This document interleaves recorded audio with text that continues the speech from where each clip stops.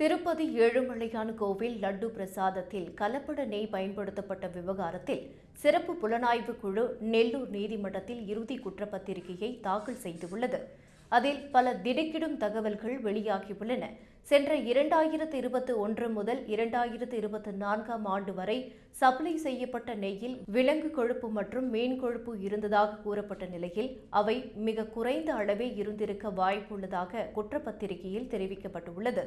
ஆனால் நெய்யில் அதிக அளவில் பாமாயில் கலக்கப்பட்டிருப்பது ஆய்வக அறிக்கைகள் மூலம் உறுதி செய்யப்பட்டுள்ளது. இந்த முறைகேடு திருப்பதிக்கு மட்டுமல்லாமல் ஆந்திரம் முழுவதும் உள்ள முக்கிய கோவில்களுக்கும் நீண்டது விசாரணையில் தெரியவந்துள்ளது. இந்த மெகா ஊழலில் ஈடுபட்ட கருப்பு பணத்தை மறைக்க ஹவாலா முறை பயன்படுத்தப்பட்டுள்ளது. விஜயவாடாவைச் சேர்ந்த பாரத் பாய் தாக்கூர் மூலம் 12.55 கோடி ரூபாயும், சென்னையைச் சேர்ந்த மதரம் தேவாசி என்ற ஹவாலா முகவர் மூலம் 7.31 கோடி ரூபாயும் சட்டவிரோதமாக பரிமாற்றம் செய்யப்பட்டது கண்டுபிடிக்கப்பட்டுள்ளது.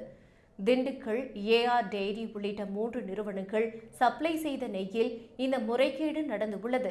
2021-22 காலகட்டத்தில் மட்டும் ஆந்திராவின் பிற கோவில்களுக்கு 11 லட்சம் கிலோவிற்கும் அதிகமான கலப்பட நெய் சப்ளை செய்யப்பட்டுள்ளது. இந்த விவகாரத்தில் தேவஸ்தான ஊழியர்கள் உட்பட மொத்தம் 36 பேர் மீது வழக்கு பதிவு செய்யப்பட்டுள்ளது.